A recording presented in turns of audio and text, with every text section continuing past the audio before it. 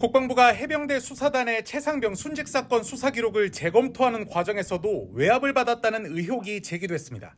군인권센터는 오늘 기자회견을 열고 지난해 8월 당시 이종섭 국방부 장관은 임성근 사단장 등 6명을 경찰로 넘기자는 국방부 조사본부의 재검토 결과에 동의했던 것으로 보인다며, 그러나 지난해 8월 17일 이후 이 같은 판단이 뒤집혔다고 주장했습니다. 당초 조사본부의 재검토 결과로도 혐의자 8명 중 초급 간부 2명을 제외하고 임 전 사단장 등 6명을 경찰에 이첩해야 한다는 판단이 내려졌지만, 지난해 8월 21일 임 전 사단장 등을 빼고 대대장 2명만 이첩했다는 겁니다. 이때 이미 이종섭 전 장관은 국방부 조사본부가 재수사 결과로 작성한 문서를 받아본 뒤 임성근 등 6명을 경찰에 혐의자로 이첩하자는 법리 판단에 동의하고 있었던 것으로 보인다. 그러나 8월 17일 회의 이후에 판단이 뒤집힌 것이다.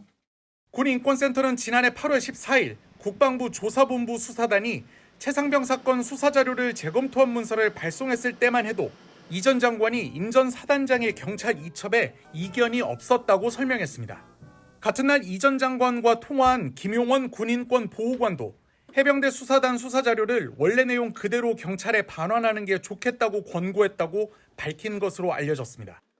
여기서 주목할 부분은 국방부 장관이 수사 대상자들 중 하급 간부 2명을 빼고 경북경찰청에 이첩하겠다고 말했다는 점이다. 이종섭 전 장관이 국방부 조사본부의 재수사 최초 판단과 일치하는 말을 한 것이다.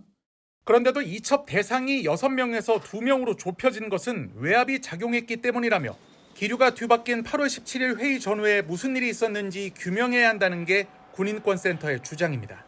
군인권센터는 이 같은 모습은 지난해 7월 30일 이 전 장관이 해병대 수사단에 보고서를 결재했다가 다음날 번복한 것과 흡사한 양상이라며, 7월 31일에는 해병대 수사단의 1차, 8월 14일부터 21일 사이에는 국방부 조사본부에 2차로 외압이 가해진 것이라고 주장했습니다. 그러면서 두 번의 번복 모두 임 전 사단장을 혐의자로 경찰에 이첩하는 일을 막는 결과로 이어졌다는 공통점을 갖는다며 특검을 통해 반드시 규명해야 한다고 덧붙였습니다.